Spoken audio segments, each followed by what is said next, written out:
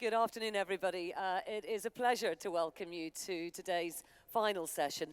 And in it, we're going to gain some expert insight from a company that's really been one of the pioneers of the Silk Road. HP has been at the heart of developing the logistical side of the Silk Road since way back in 2009, when most people weren't really thinking about it at all. So to explain why they even thought of doing it, and how they overcame those logistic challenges, it's a pleasure for me to welcome to you today HP's Chief Supply Chain Officer, Stuart Pan. Stuart.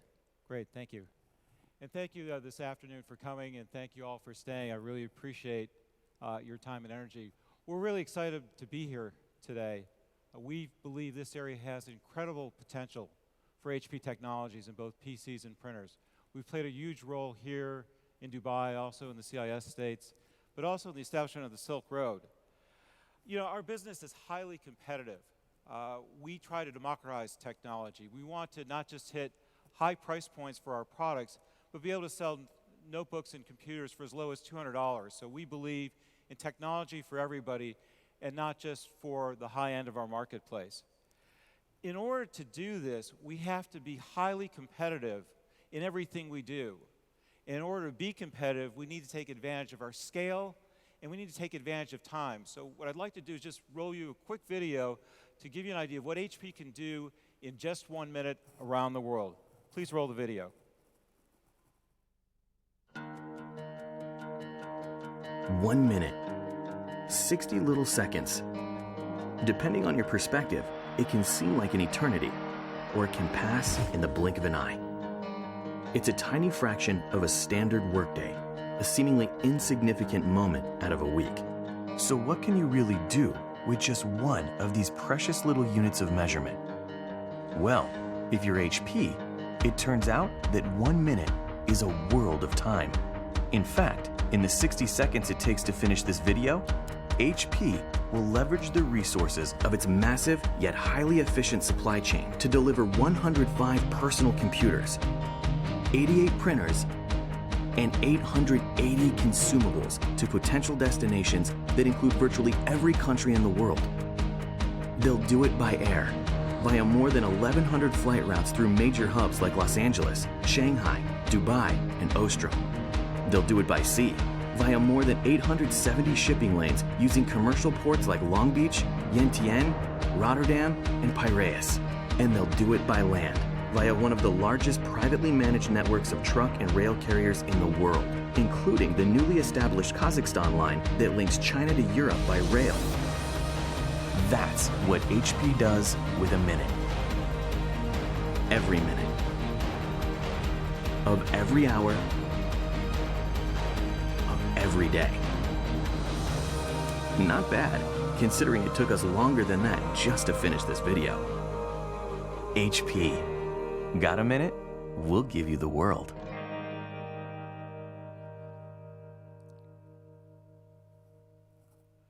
So the video describes all the different modes of transportation we use around the world. But today's discussion, I'm really going to focus in on how we got involved with the recreation of Silk Road. And I thought what I'd do to just start us off in this is to give you a quote.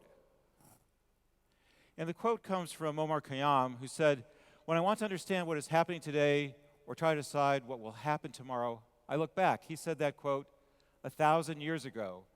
And Omar Khayyam was a great scientist, mathematician, engineer, and he knew ways to think about solving problems. In fact, he wrote one of the foundational explanations of how algebra works.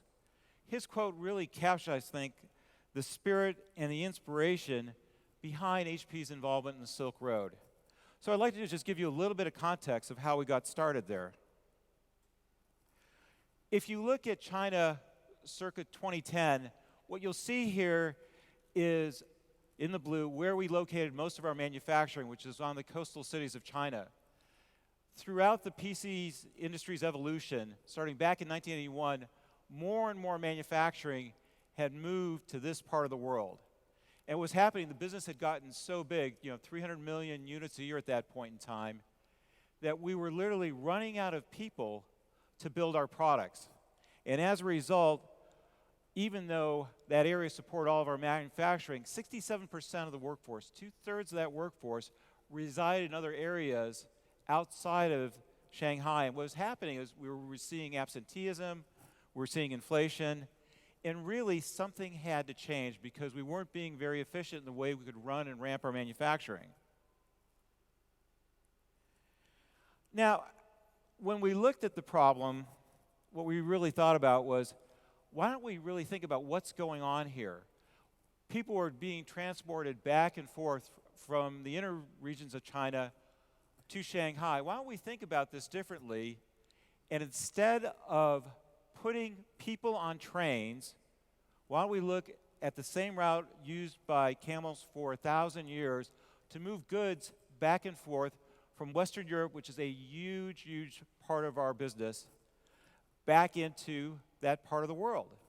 But the question is how to go about doing that, because nobody had really gone and figured out how to reopen the Silk Road to move commerce back and forth.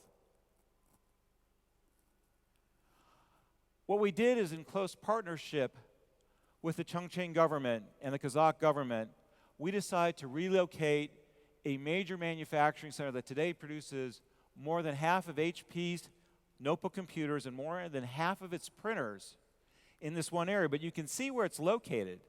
It's located in the middle of China. And what we had to do was figure out how to create, if you will, a huge operation there from the existing labor base. If you look at the city of Chongqing, it's 13 million inhabitants, but there's another 15 million inhabitants around that area. So we had a great labor force that wanted to stay local, but we had to go ahead and bring up factories. And we did this with the cooperation of the government, who made major investments in the area. And to give you just one idea of how they worked with us, we found a beautiful site for our factory. It was basically two greenfield sites. It was separated by a mountain. Within 18 months, they had created a tunnel through the mountain in order to connect these two sites so that we could get workers and material back and forth across the campus. This is the kind of commitment we needed in order to go ahead and open up this area. In addition, what we wound up doing with the government was we found partners like the Kazakh government who partnered with us in reopening the rail routes and making sure we could get product back and forth, because we had to make this cost competitive. If you look at what we do here today, we save a lot of money versus air freight by training this product across the world. So we looked at this as an opportunity to go ahead and tip and move the industry, and we did. And today, that labor force is 83% local. So we don't have to worry about people going back and forth. They stay where they live and where they've grown up. Our supplier base, ODMs like Quanta, Compal, and Foxconn, have created beautiful campuses there with universities and cafeterias and hospitals. So they really pay close attention to the needs of the labor force there, and they do some amazing product ramps for us as a result of it. Now, when you look at what we have to do here, this going west created an amazing opportunity for us. By creating this infrastructure, working with the Kazakh government, we were able to come up with a plan. And the plan was super important for us with regards to the CIS states, because what we need in order to get goods into Western Europe was a customs union. We wanted to make sure that as we loaded up the trains, once they hit the China-Kazakh border, they didn't have to be unpacked and unloaded anymore. And because we were able to create this customs union with the Kazakh government, with Belarus, with Russia, today those trains stop once and they fly through those three countries, and only when they hit the borders of the EU do they have to go through customs clearance. So for us, there's no stopping, there's no checking. We go all the way through from China to Kazakhstan to Russia to Belarus, and then we hit Poland, and then the product goes into Duisburg, Germany. Port to port, as Kanat mentioned earlier today, that's 12 days. And that's how we got started in creating really this route. But if you look at the map here, there's a lot more opportunity for us than just this. We can transport goods anywhere in the world. We can transport them out to Moscow. We can look at transporting stuff through the Middle East. And it remains for us to be extremely competitive in this process. Because for us, when we're building personal computers in a market that is competitive as the personal computer market is today, putting stuff on a ship, routing it from Shanghai through India, through the Suez, and back into Europe takes us 5 weeks. By the time those goods get stocked on store shelves, they could be out of price. We could have lost, just in terms of inventory value, a couple of percentage points, and that's a major difference in our margin. So what the train allows us to do is get products into Europe, especially the high value-added goods, into Europe faster where they can be priced more efficiently. And for us, that's a major competitive advantage. Now, we're working with our partners in order to reduce the cost of the rail, as Kunal mentioned earlier. We're trying to look at balance. So we're happy if other countries in Europe load the trains on the way back and reduce the prices for us, because that makes our overall supply chain far more efficient in the process. So this is really how we went ahead and reinvented, how we do transportation of goods from Chongqing all the way into Western Europe and beyond. Now, what this has done for us is also unlock opportunities for us. There's a big concern in the world, obviously, around green logistics. What is the most efficient way to get product in? And one of the conversations that would happen this morning was, if you have products along the Silk Road, do you stop off at certain spots? Do you use transportation, or is it just an opportunity for pass-through? We believe that this transportation lane will allow us to go have different stop-off points all the way along the road, where you can break off cars, drop goods off, have them trucked out by our third-party logistics providers, and get them in market faster. So we're incredibly excited about the opportunity to go reinvent logistics in a green way, but also a more efficient way by using every element of the road. Obviously, the One Belt, One Road initiative in China has gotten major attention around the world, and we think that'll increase our competitiveness as more people use this capability. This year, we'll be introducing direct ship from Moscow via Almaty Korgos. We have a pilot train going to Turkey, and then from Turkey, there's opportunities to ship in the Middle East and potentially Dubai and the UAE in the future. So we're very excited about the possibility of being able to take advantage of just a whole new way of getting goods in and out of the market. But once again, it's not possible without the cooperation of our partners. So at HP, we have a phrase that we use now for the company called keep reinventing. HP was founded on the idea of invention 75 years ago. And today, we constantly have to reinvent our supply chain because of all the challenges we see around the world. The opportunity to do One Belt, One Road, and to use the Silk Road, is an opportunity that doesn't come out every day, which is why I'm here today, because we're all incredibly excited about the possibilities that this opens up for us. But we also like to encourage all of you to take advantage of this capability, to open this up even wider so we can get technology into markets that we believe really could benefit from them. The ability to get computers at lower costs around the world, the ability to get printers around the world, we believe brings major economic value to all of these markets and business opportunities for all of us in the room. The investments that you make out of this session, the initiatives you take back with you, can really help to enable this capability for all of us. So let's make sure we make the most of it, and I'm looking forward to being able to answer any questions you might have with Andrea right now. We'll go ahead and open it up to the floor for comments and questions and opportunities you may see.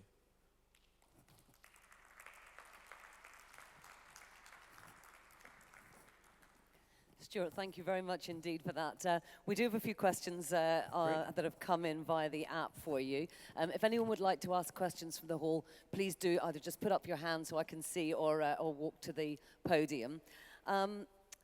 One overriding theme that I think we've heard quite a lot is really about the idea of your future expansion, where you go from here, and whether or not you see somewhere like the CIS as actually a hub where you could do business rather than Transport Link to take business through. Have you any thoughts on that? Well, I think the CIS absolutely can and will be a huge business opportunity. Obviously, with commodity prices where it's at, the business has been challenged, but we believe these things turn.